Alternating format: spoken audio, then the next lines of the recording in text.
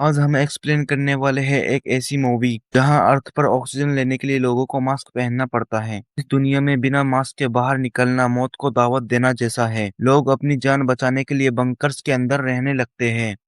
तो फिल्म की शुरुआत होती है फ्यूचर में, जहां अब धरती का ऑक्सीजन लेवल बहुत ही कम हो चुका होता है। इसी के कारण जमीन पे सारे पेड़ पौधे और जानवर मारे जा चुके होते हैं और इंसान भी बहुत कम ही जिंदा है। बचे हुए इंसानों को जिंदा रहने के लिए हर वक्त ऑक्सीजन मास्क की जरूरत पड़ती है। इसी दुनिया में हम डेविड नाम के एक आदमी से मिलते हैं। वो अपने डैड के साथ कोई काम कर रहा था। हम देखते हैं कि एकदम से जहाँ डेविड के डैड काम कर रहे थे वहाँ का फ्लोर टूट जाता है। के डेड नीचे गिर जाते हैं, जिसकी वजह से गलती से उनका ऑक्सीजन मास्क उतर जाता है, जिससे पहले डेविड उनकी मदद करने के लिए पहुंचता और उनकी मौत हो जाती है। और फिर दुखी डेविड अपने घर आता है। उसके घर पर उसकी वाइफ और उसकी एक बेटी थी। डेविड की डैड की मौत का उनको भी बहुत ज्यादा दुख होता है और हमें मालूम होता है कि डेविड की वाइफ एमा एक बायोलॉजिस्ट थी और डेविड खुद एक इंजीनियर था। दोनों ने मिलकर एक ऐसी मशीन बनाई थी जो उनके घर में ऑक्सीजन लेवल को पूरा रखती थी और बाहर की सारी हवा को फिल्टर करके उनके घर लेके आती थी। और ये लोग अपने घर में बगैर मास्क के जिंदा रह पाते थे। यहाँ इनके अंडरग्राउंड बंकर वाले घर में सब कुछ मौजूद था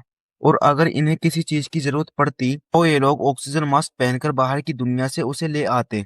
डेविड एमा से कहता है कि कल मैं डैडी की गिरफ्त बनाने जाऊंगा और मेरे साथ कोई भी नहीं जाएगा क्योंकि हमारे पास ऑक्सीजन के रिसोर्सेज बहुत कम हैं। और यहाँ एकदम से उसको अपने ऑक्सीजन मशीन वाले सिस्टम में भी एक बीप सुनाई देती है।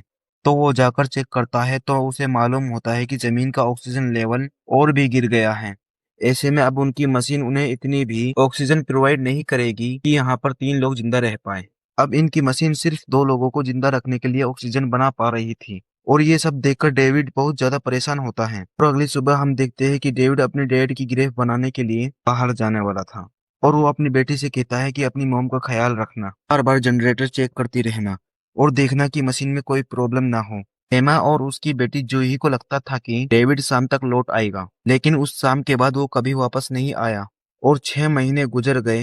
ये लोग उसे ढूंढने भी नहीं गए क्योंकि अगर ये लोग यहाँ से बाहर निकलते तो खुद मर जाते। इस बंकर में अब सिर्फ एमा और जूही ही रहती थी। उन्हें आज भी यह उम्मीद थी कि डेविड वापस आ जाएगा। इसी उम्मीद में ये दोनों जिंदा थी और एक दूसरे का बहुत ख्याल रखती थी।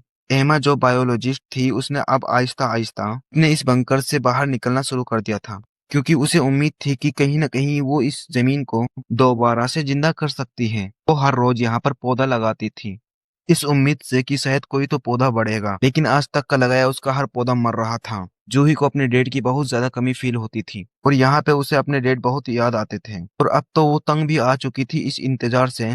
इसीलिए वो एमा से कहती है कि मॉम मैं बाहर जाना चाहती हूँ, डेड को ढूंढने की कोशिश करना चाहती हूँ। जिसके जवाब में एमा कहती है बस जूही बहुत हो गया, कितनी बार हमारी इस बात पर बहस हुई है और मैंने कितनी बार कहा है कि हम यहाँ से बाहर दूर नहीं जा सकते। जूही अपने मोम का ये रूप भी देखकर उनसे नाराज हो जाती है। अगले दिन एमा जैसे ही बंकर से बाहर आई पौधे लगाने के लिए तो यहाँ आकर जूही ने अपनी मोम से माफी मांग ली।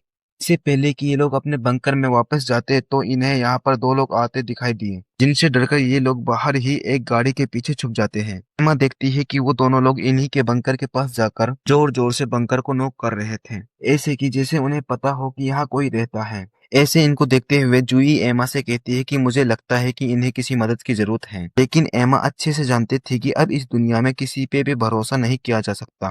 एमा का प्लान था कि जैसे ही वो दोनों इनके बंकर से दूर जाएंगे ये लोग भागकर अपने बंकर में वापस जाकर छुप जाएंगे। इससे पहले कि वो दोनों लोग यहाँ से चले जाते हैं एमा और जूही दोनों की ही ऑक्सीजन मशीन बीप करने लग जाती है क्योंकि उसमें ऑक्सीजन बहुत ही कम रह गया था। तो ऐसे वहां पर खड़ी हुई औरत को इनके बारे में पता चल जाता है। जैसे ही वो औरत इनके पास पहुंचती है तो वो देखती है कि वहां पे कोई नहीं था क्योंकि जूही और एमा पहले ही यहाँ से भाग चुके थे।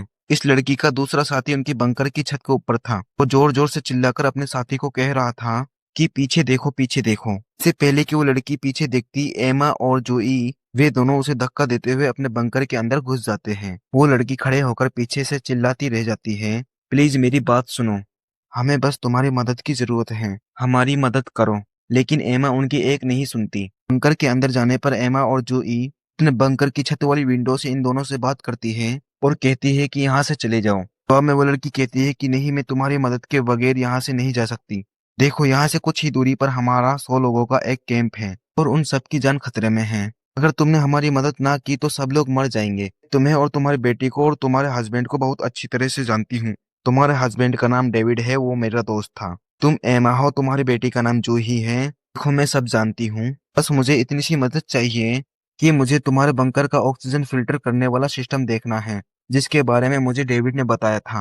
हमारे कैंप में सैकड़ों लोग रहते हैं और वहां पर भी सेम ही फिल्टर लगा हुआ है। हमारे ऑक्सीजन फिल्टर में कुछ खराबी आ गई है। मैं बस तुम्हारा वाला ऑक्सीजन फिल्टर देखकर उससे आइडिया लेना चाहती हूँ कि कैसे हम अपने फिल्टर्स को ठीक कर पाए। जवाब में एमा कहती है कि मुझे डेविड ने तुम्हारे बारे में कुछ नहीं बताया था, मुझे तुम पर बिल्कुल यकीन नहीं। वैसे भी तुम लोग बंकर में नहीं आ सकते क्योंकि नीचे सिर्फ 2 लोगों के लिए ऑक्सीजन है। अगर तुम लोग भी यहाँ आए तो हम लोग भी मर जाएंगे। तो वो लड़की कहती है कि प्लीज हम तुम्हारा ज्यादा वक्त नहीं लेंगे, मुझे सिर्फ उस मशीन का ब्लूप्रिंट दे दो। एमा इन लोगों को यहाँ से जाने के लिए कहती है, लेकिन ये यहाँ से नहीं जाते। उनको देखते हुए जूही एमा से कहती है, ओ मुझे लगता है कि हमें इनकी मदद करनी चाहिए। वो हमारे बारे में जानते हैं, डैड के बारे में जानते हैं। ऐसा भी हो सकता है कि शायद इन्हें डैड का पता हो, शायद डैड इन्हीं के साथ हो। जूही की बात मानते हुए अब वो इन दोनों को अंदर लाने के लिए तैयार तो हो जाती है, लेकिन उसे भरोसा उनके ऊपर अभी भी नहीं था। वो पहले खुद बाहर जाती है और गन पॉइंट पर इन्हें लेकर इनके सभी वेपन्स छुड़वा देती है। इस लड़की का नाम लिली था। एमा यहाँ लिली से अपने साथी का हाथ बांध के उसे जमीन पर लेटाने को कहती है, जो अभी ये लोग कर लेते हैं। जैसे ही एमा इन दोनों को बंदी बनाकर बंकर में ले जाने वाली थी, इनका तीसरा साथी भी यहाँ आ गया। उसके हाथ में गन थी। एमा को उससे खतरा लग रहा था, इसलिए एमा ने उसे शूट कर दिया, जिसकी वजह से इस आदमी का कंधा जख्मी हो गया। एमा को अब इन लोगों पर भरोसा नहीं रहा था। वो इन्हें अपने बंकर के अंदर नहीं ले जाने वाली थी, लेकिन जब एमा अपने बंकर के अंदर जाने वाली थी, जख्मी आदमी भी जबरदस्ती उसके बंकर के अंदर आ जाता है, जिसे एमा बंदी बना लेती है। लिली और उसका दूसरा साथी जो बंकर के बाहर रह गए थे, वो दोबारा एमा से रिक्वेस्ट करने की कोशिश करते हैं, देखो प्लीज हमें अंदर आने दो, हमारा अंदर आना बहुत जरूरी है। लेकिन एमा का भरोसा अब इनके ऊपर से बिल्कुल टूट चुका था। लिली उसे समझाती भी है, देखो वो तीसरा साथी तुम्हारे बारे में बिल्कुल भी नहीं जानता था। उसे लगा कि तुम हमें नुकसान पहुंचा रही हो, इसीलिए उसने तुम्हारे ऊपर गोली चलाई। लेकिन एमा एक सुनने वाली नहीं थी। लिली का साथी लिली से कहता है, तुम्हारे प्लान पे वर्क करके हमने बहुत देख लिया, हमें देर भी हो रही है, ये ना हो कि सारे लोग मर जाए। मैं अपने तरीके से काम करूंगा। असल में उसका प्लान एमा के बंकर के दरवाजे को तोड़कर जबरदस्ती एमा के बंकर के अंदर घुसने का था। लेकिन एमा भी कोई आम बंदी नहीं थी, उनकी सारी चालाकी को वो जानती थी। ऐसे ही वो लोग ड्रिल के जरिए इनके बंकर में सुराख करने लगते हैं, तो एमा अपने डोर में लगे एक सिस्टम के जरिए उसके ड्रिल को ही शॉक देकर खराब कर देती है, और ऐसा इनका एमा के बंकर में घुसने का ये प्लान भी फेल हो जाता है।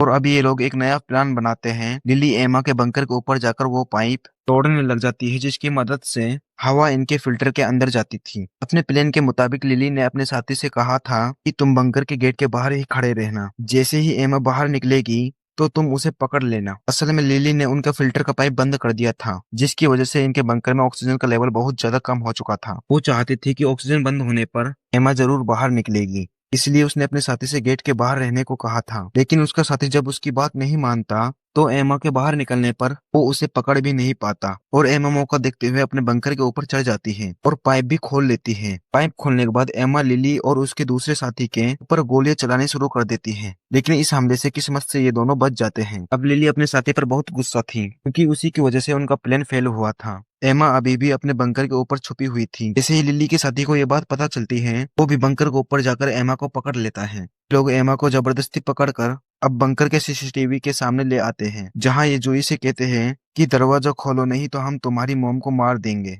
ये दरवाजा या तो पास की से खुलता था या तो अंदर की तरफ से। एमा पास की बाहर नहीं लेकर आई थी, और अंदर का तो माहौल ही बिगड़ चुका था। इसका साथी जिसे एमा ने बंदी बनाया हुआ था, एमा के जाने के बाद वो किसी तरह अपने आप को छुड़ाने में कामयाब हो गया। उसने जोई को बंदी बना लिया। खुद उसका काफी ज्यादा खून बह चुका था, ऐसे में वो खुद भी मर गया, और जोई भी बेचारी गेट खोलने के काबिल ना रही। जोई अपने सिचुएशन के बारे में भी उन्हें नहीं बता पा रही थी, क्योंकि गेट का माइक उससे बहुत दूर था और वो खुद तो बंधी हुई थी। खैर वो इस टाइम कोशिश तो करती है और माइक को किसी तरह अपने करीब करके उसमें बोलना शुरू करती है। वो इन्हें बताती है कि शायद वो आदमी मर चुका है और मुझे उसने बांध दिया था, और ऐसे में वो दरवाजे को नहीं खोल सकती। बात सुनकर लिली और लिली के दूसरे साथी को बहुत ही ज्यादा गुस्सा आ जाता है। गुस्से में लिली अब एमा से कहती है, देखो अंदर तुम्हारी बेटी भी फंसी है, उसे बचाने के लिए तुम क्या करोगी, तुम क्या कर सकती हो इस बंकर को खोलने के लिए। एमा कहती है कि सिर्फ एक रास्ता है, लेकिन उसके लिए हमें बहुत दूर जाना पड़ेगा। एक और पास की है जो डेविड के पास थी, लेकिन डेविड आज से 6 महीने पहले घर से निकला था और आज तक वापस नहीं लौटा। यहाँ एक बहुत बड़ा सच रिवील होता है कि एमा ये बात जानती थी कि डेविड मर चुका है, क्योंकि उसे डेविड का एक लेटर मिला था जिसमें लिखा था कि अब उनके बंकर में सिर्फ दो लोगों के लिए ही ऑक्सीजन है और उसने हम दोनों को बचाने के लिए अपने आप को मार डाला। वो कहती है कि मैं जानती हूँ कि इस वक्त डेविड की लाश कहाँ पर है। तभी वो चाबी लेने के लिए अब लिली एमा को लेकर यहाँ से निकल जाती है और अपने साथी को सख्ती से इस डोर के सामने रहने को कहती है। रास्ते में एमा लिली को ये बात भी बताती है कि अगर तुम्हें लग रहा है कि हमारी मशीन बहुत अच्छी है तो ऐसा कुछ नहीं। वक्त के साथ साथ उसका ऑक्सीजन लेवल बहुत कम होता जा रहा है, तो एक वक्त ऐसा आएगा कि वो सिर्फ एक इंसान के लिए ऑक्सीजन बनाएगा। ऐसे में हमारे पास बहुत कम वक्त है और हम खुद भी उस मशीन को मॉडिफाई करने की कोशिश कर रहे हैं। ये सारी बातें और डेविड की मौत की बात अभी तक एमा ने जोई से छुपाई हुई थी। थोड़ी दूर जाने पर फाइनली एमा को डेविड की लाश मिल जाती है, जिसे देखते हुए वो अपने ऊपर कंट्रोल ना कर पाई। उसे रोना आने लगा और लिली उसे कहती है कि एमा हमारे पास इतना टाइम नहीं है, तुम पास की लो और चलो, हमारे पास ऑक्सीजन भी कम है। डेविड के बैग की चाबी निकालते हुए एमा को डेविड के बैग से एक गन भी मिली, जिस गन को वो अपने पास रख लेती है। वो चाहती तो यहाँ वो लिली को मार भी सकती थी, तो वो खुद वापस जा सकती थी, लेकिन उसने यहाँ पर लिली की मदद की, क्योंकि कहीं ना कहीं उसे अब लिली पर भरोसा होने लगा था। वक्त जाए कि अब उन्हें एमा के बंकर में वापस जाना था, लेकिन बदकिस्मती से वो लोग जिस कार में यहाँ आए थे उसकी सोलर बैटरी खत्म हो जाती है। एमा की टांग बहुत बुरी तरह जख्मी थी, वो चल भी नहीं सकती थी। ऐसे में वापस जाना उनके लिए एक बहुत बड़ा टास्क बन गया था। लिली एमा से कहती है, तुम यहाँ थोड़ी देर रुको, मुझे बंकर की चाबी दो, मैं वादा करती हूँ कि मैं तुम्हें वापस लेने जरूर आऊंगी। एमा को उस पर यकीन करना एक और मर्तबा मुश्किल हो चुका था। वो यहाँ पर लिली के ऊपर गन पॉइंट करती है, तो लिली भी उसके ऊपर गन पॉइंट कर लेती है और लिली कहती है, एमा देखो, कोई गलती मत करना, पर तुम्हारी बेटी की जान भी खतरे में है। अगर तुम अपनी बेटी को बचाना चाहती हो तो वो चाबी मुझे दे दो, वादा करती हूँ कि मैं तुम्हें बचाने आऊंगी। अपनी बेटी की खातिर एमा उसे चाबी देने के लिए मान गई। घंटों की कड़ी मेहनत के बाद लिली भागते हुए बंकर तक पहुंच गई। वहां पर लिली का साथी पहले से ही मौजूद था। ये लोग अब बंकर के अंदर चले जाते हैं तो इन दोनों को देखकर जोई घबरा जाती है। वो इन दोनों से पूछती है कि मेरी मोम कहाँ है। लिली जवाब में कहती है कि वो ठीक है, उनका पाँव जख्मी था, यहाँ नहीं आ पाई, लेकिन वो जिंदा है, मैं जल्दी ही उसे वापस ले आऊंगी। लेकिन जूही पूछती है कि तुम्हें एक और चाबी कहाँ से मिली, तो मेरे डैड की चाबी थी।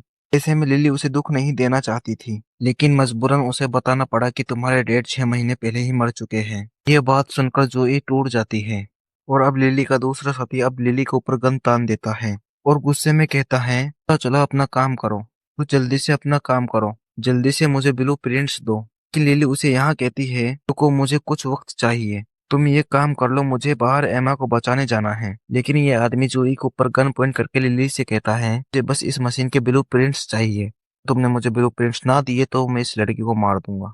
ना चाहते हुए भी लिली उनकी फिल्ट्रेशन मशीन खोलती है और यहाँ उसे कुछ समझ नहीं आता और अब वो अपने दूसरे साथी यानी अपने बॉस को सब सच बता देती है। कहती है कि मैं डेविड को नहीं जानती थी, मैंने तो इन लोगों की बातें रेडियो से सुनी थी, मैं इस मशीन को चेक करने के लिए इसकी मॉम को लाना पड़ेगा। से भी ये मशीन ज्यादा बड़ी नहीं है, ये सिर्फ दो ही लोगों को जिंदा रख सकती है। लिली की ये बात सुनकर वो आदमी लिली को गोली मार देता है, क्योंकि उसे खुद जिंदा रहना था। लिली को मरता देखकर जोई बुरी तरह घबरा गई, क्योंकि अब वो इस पागल आदमी के साथ यहाँ फंस चुकी थी। क्योंकि जूही को भी ये बात मालूम हो गई थी कि कुछ अरसे बाद ये मशीन सिर्फ एक इंसान के लिए ऑक्सीजन बनाएगी, तो उसे इस चीज का भी अंदाजा हो गया था कि थोड़े ही दिनों के बाद ये आदमी उसे भी मार डालेगा। ये रात यूं ही कट जाती है, जूही रोती रहती है, जबकि सीन कट होकर हमें जूही की मोम को दिखाया जाता है, यानी एमा को, जो अभी तक वहीं फंसी होती है। वह होने तक भी जब लिली यहाँ नहीं आई तो उसे पता चल गया कि लिली ने उसे धोखा दिया। उसके सिलेंडर में ऑक्सीजन भी बहुत कम रह गई थी, लेकिन यहाँ किस्मत ने उसका साथ दिया। सुबह होते ही धूप आ गई और उसकी कार चार्ज हो गई, इसे लेकर वो जल्दी से अपने बंकर तक आ गई। बंकर के पास आते ही वो सबसे पहले अपने एयर फिल्ट्रेशन पाइप को बंद कर देती है, ताकि अंदर ऑक्सीजन बंद हो जाए और जो लोग इनके बंकर के ऊपर कब्जा करके बैठे हैं वो सबके सब बाहर निकल आए। बंकर के अंदर का सिस्टम जैसे ही खराब होता है तो वो आदमी बंधी हुई जूही से पूछता है, ये क्या हुआ, इसे ठीक कैसे करना है। उसे तो कुछ भी करना नहीं आता था। तब जूही बताती है, अक्सर सोलर सिस्टम में कुछ खराबी आ जाती है, इसे ठीक किया जा सकता है। इसे ठीक करने के लिए अब वो आदमी जूही को बाहर भेज देता है, जहाँ जूही को एमो मिल जाती है। ये लोग एक दूसरे से मिलकर बहुत खुश होते हैं और एक दूसरे को गले लगा लेते हैं। ये दोनों मिलकर यहाँ का सिस्टम ठीक करते हैं। जूही दोबारा बंकर के अंदर जाने की कोशिश करती है, वो आदमी अब जूही को बंकर के अंदर नहीं आने देता। और उसे अब बाहर निकालने का एक ही तरीका था, एयर फिल्ट्रेशन पाइप को दोबारा से बंद कर देना। ये लोग जैसे ही एयर फिल्ट्रेशन पाइप को दोबारा से बंद करते हैं, तो वो आदमी ऑक्सीजन के बगैर बाहर आ जाता है और उसके बाहर आते ही एमा उसे शूट कर देती है। इस हमले से वो आदमी मारा नहीं था, बस सिर्फ जख्मी हुआ था। एमा और जुई जल्दी से अपने बंकर की तरफ भागते हैं और वो आदमी जबरदस्ती इनके बंकर में घुस जाता है। अंदर आने पे इन्हें पता चलता है कि इस आदमी ने खुद से इस सिस्टम को ठीक करने की कोशिश की थी, जिसके चक्कर में उसने ये सिस्टम बिल्कुल बर्बाद कर दिया था। अंदर बहुत सारी केसेस फैल चुकी थी। साथ ही अब इस आदमी ने इनके ऊपर एक गन भी तान दी थी। एमा उसे समझाती है कि रुको, ये गन मत चलाना। अगर तुमने ये गन चला दी तो यहाँ ब्लास्ट हो जाएगा, क्योंकि यहाँ का सिस्टम बिल्कुल तबाह हो चुका है। और वो आदमी इनकी बात पर यकीन नहीं करता, इनकी बात नहीं मानता और गन चला देता है, जिसकी वजह से यहाँ आग लग जाती है। तो खुद ही मारा जाता है। इन दोनों ने ऑक्सीजन मास्क पहना हुआ था, इसके चलते ये लोग बंकर से बाहर निकल आए थे। इनके ऑक्सीजन टैंक्स में भी ऑक्सीजन ज्यादा नहीं थी। अब रहते भी तो कहाँ रहते हैं, बंकर इनका बिल्कुल तबाह हो गया था। उसने की भी सिर्फ एक ही उम्मीद थी, दिल्ली की बताई हुई वो कम्युनिटी जहाँ उसने बताया था कि सैकड़ों लोग रहते हैं। काफी लंबा सफर तय करने के बाद इनके टैंक्स की ऑक्सीजन खत्म हो जाती है और ये दोनों बेहोश हो जाती हैं। इन्हें होश आया तो किसी ने इन्हें रेस्क्यू कर लिया था और इन्हें मालूम हुआ कि ये लोग उस कम्युनिटी के पास ही बेहोश हुए थे, जिसके बारे में लिली ने उन्हें बताया था कि ये कम्युनिटी सच में एग्जिस्ट करती थी और यहाँ पर बहुत से लोग रहते थे। एमा और जूही भी अब यहाँ रहने लगे थे। यहाँ पर रहने वाले सभी लोग अच्छे थे और एक दूसरे की मदद करने वाले थे। एमा और जूही भी यहाँ इनके अच्छे कामों में साथ देती और इस कम्युनिटी के लिए बहुत से एयर फिल्ट्रेशन प्लांट बना लेती है। एमा क्योंकि एक बायोलॉजिस्ट थी, उसने खराब कंडीशंस में भी पौधे उगाने के लिए तरीके निकाल लिए थे। पौधे उगने लगे थे और सभी लोगों में ये उम्मीद जग गई थी कि अब कभी न कभी ये अर्थ दोबारा पहले जैसी हो जाएगी। चाहे इसमें वक्त लगेगा, लेकिन हो जाएगी। अपनी इस कामयाबी से लुई और एमा बहुत खुश थे। इन्हें दिखाते हुए ये कहानी यहीं पर खत्म हो जाती है।